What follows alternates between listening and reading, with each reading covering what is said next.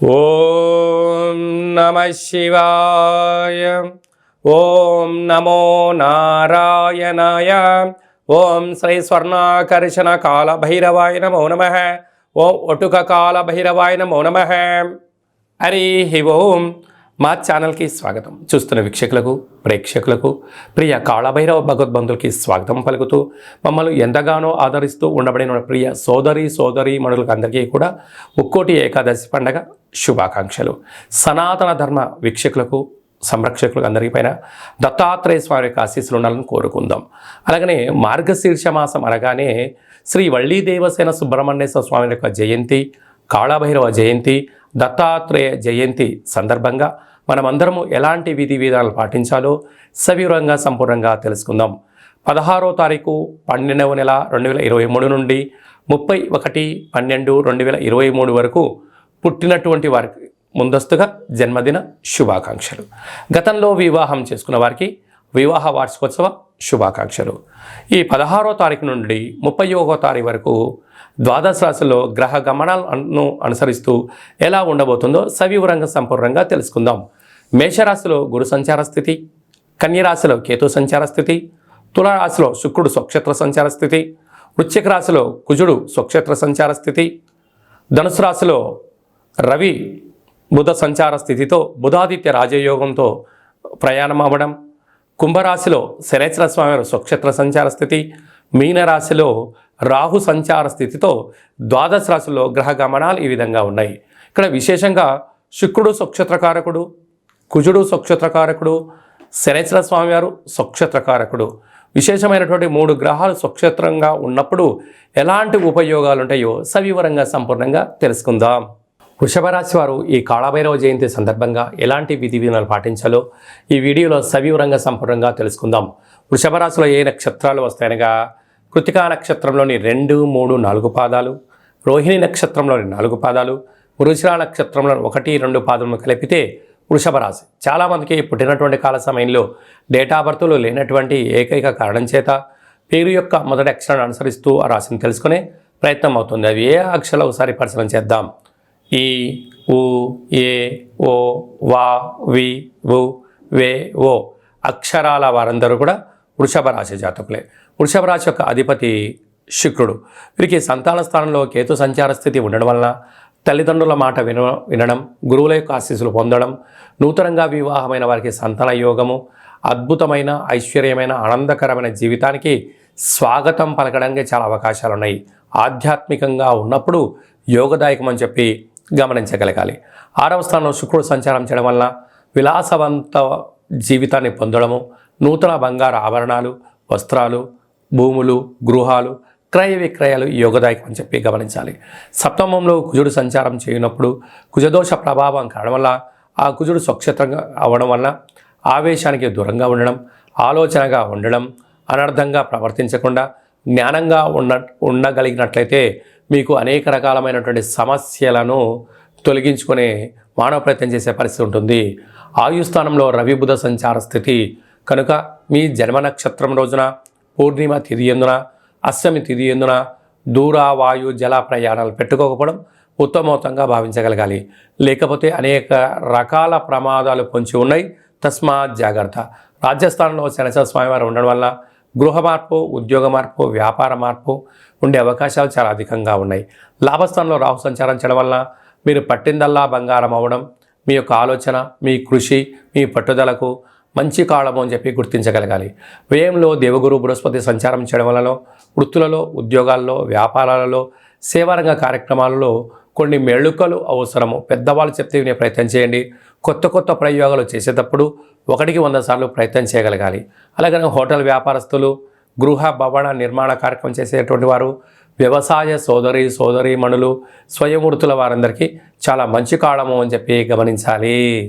ఈ డిసెంబర్ నెలలో ద్వితీయార్థంలో ముఖ్యమైనటువంటి పండగల గురించి సవివరంగా సంపూర్ణంగా క్లుప్తంగా తెలుసుకుందాం.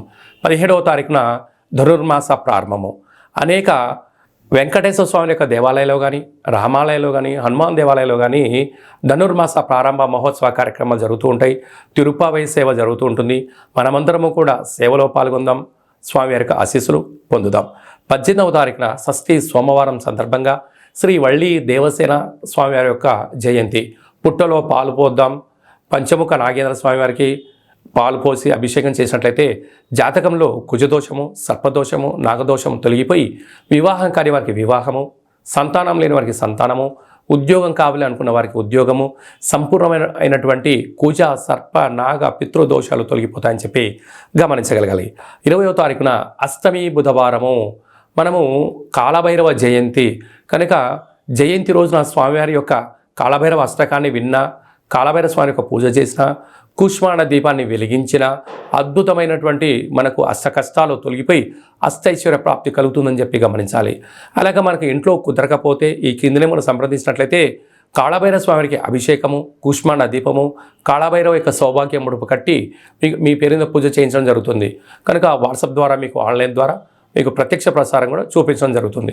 అలాగే 26వ తారీఖున మార్గశిర మాస శుద్ధ పూర్ణిమ, ఇక దత్తాత్రేయ స్వామి యొక్క జయంతి కనుక మనకు సంవత్సరానికి వచ్చేది ఒకరోజు కనుక దత్తాత్రేయ స్వామిని స్మరించడం, ధ్యానించడం, గురుచరిత్ర పారాయణం చేయడం, శునకపు మహారాజులకు కానీ, గోమాతలకు కానీ, పచ్చిగడ్డిని కానీ ఆహారాన్ని దానం చేయడం వల్ల సంపూర్ణంగా మనం ఋగ్వేదము, యజుర్వేదము, సామవేదము, అధర్వణ వేదాన్ని చదివినా, పారాయణం చేసినా, విన్నా ఎంత పుణ్యం కలుగుతుందో మనం కూడా దత్తాత్రేయ స్వామివారి యొక్క దర్శనము, పఠనము, శ్రవణము యోగదాయకం అని చెప్పి గమనించగలగాలి. ఇంకను ఈ డిసెంబర్ నెలలో ద్వితీయార్థంలో అద్భుతమైన విజయం సాధించగలగాలి అన్నట్టయితే ఏం చేయాలో కూడా మనం తెలుసుకుందాం. ఈ యొక్క పాత్రను కంచు పాత్ర అంటారు. కాళభైరవ స్వామివారి యొక్క స్వర్ణ ఆకర్షణ అక్షయ పాత్ర అంటారు. మనకు రాసులు 12 ఎలా ఉంటాయో ఇందులో 12 రాసులను అచ్చు వేయడం జరుగుతుంది. ఈ యొక్క పాత్రను మన అరచేతిలో ఇలా పెట్టుకొని ప్రతిరోజు ఉదయము, సాయంత్రము పూజ చేసిన తదనంతరము 2 అగరబత్తులు వెలిగించి తిప్పి పక్కన పెట్టి మన మనసులో ఏదైతే కోరుకొని ఇలా ఒక్కసారి ఇలా శబ్దం చేసినట్లయితే ఓంకార శబ్దం రావడం జరుగుతుంటుంది. ఇలాగా ఇక్కడ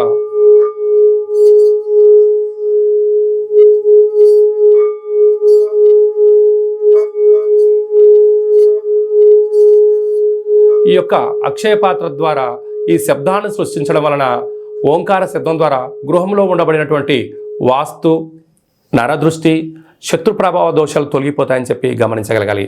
అక్షయము అనగా నశించబడినటువంటిది, కాళభైరవుడు అనగా కాలం అనేటువంటిది మనకు అనుకూలంగా ఉండేటువంటి పరిస్థితి ఉంటుంది.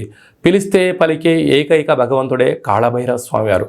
కనుక మనమందరము కూడా ఈ కాళభైరవ జయంతి సందర్భంగా స్వామివారిని స్మరిద్దాం. గృహంలో కుష్మాండ దీపాన్ని లేక నారికేల దీపాన్ని వెలిగించుకుందాం. అక్షయ పాత్రను సొంతం చేసుకుందాం. ఇంట్లో పెట్టుకొని సకల యంత్ర, మంత్ర, తంత్ర, పరతంత్ర, తాంత్రికపరమైనటువంటి దోషాలు తొలగిపోయి సంపూర్ణమైనటువంటి అష్ట కష్టాలకు స్వస్తి పలికి అష్టైశ్వర్యం స్వాగతం పలకడానికి మనకు కాళభైరవ స్వామికి ఆశీస్సులు ఉంటాయని చెప్పి గమనించగలగాలి. ఆసక్తి గలవారు ఈ కిందని మనం సంప్రదించి పొందగలరు.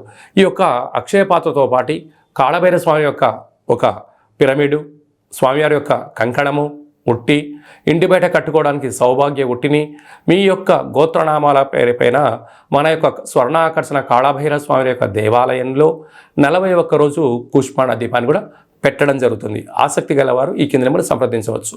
అలాగే మీ వ్యక్తిగత జాతకం తెలుసుకోవాలనుకుంటున్నారా?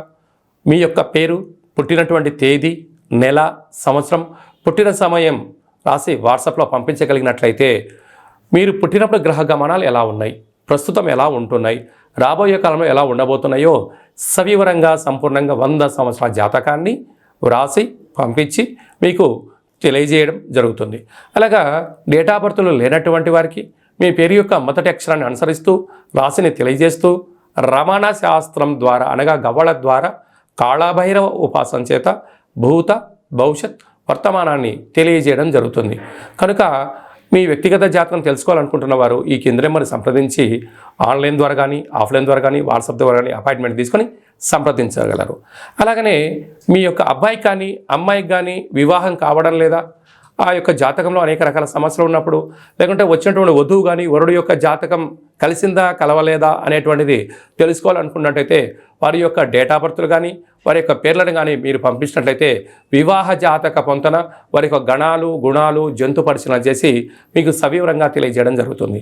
అలాగే గతంలో వివాహం చేసుకున్న వారికి దంపతులు మధ్యలో సఖ్యతగా ఉండకపోవడం కానీ, ఒకరిపైన ఒకరు అగౌరవంగా ఉండడం కానీ, 490 కేసులు పెట్టుకోవడం కానీ, పోలీస్ స్టేషన్లో గొడవలు వెళ్తూ అలాగా విడాకుల దాకా వెళ్ళినటువంటి వారందరూ ఎలాంటి ఇబ్బంది పడకుండా మీ యొక్క జాతకంలో కానీ మీ పేరులో కానీ స్వల్పమైనటువంటి మార్పులు చేర్పులు చేయడం వలన మీకు ఉజ్వలమైన మంచి బంగారు భవిష్యత్తుకు ఆధ్యాత్మిక సలహాలు సూచనలు ఇవ్వడం జరుగుతుంది.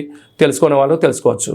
అలాగే మీకు పుట్టినటువంటి అబ్బాయి కానీ అమ్మాయికి కానీ పేరు ఎలాంటి పేరు పెట్టగలగాలి, పేరు యొక్క మొదటి అక్షరం ఏం రాగలగాలి, రాబోయే కాలంలో ఆ పేరులో ఉన్న వైబ్రేషన్స్ విషయం తెలుసుకొని పేరు పెట్టినట్లయితే, అంటే ఏదైనా కూడా ఒక వ్యవస్థలు కానీ సంస్థలు కానీ ఒక వ్యక్తి పేరును బట్టి తన యొక్క జీవన గమనం ఆధారపడి ఉంటుంది కనుక వాటి పేర్లను మన యొక్క దేవాలయంలో ఆధ్యాత్మికమైనటువంటి అద్భుతమైనటువంటి మంచి పేర్లను మీకు సజెషన్ చేయడం జరుగుతుంది.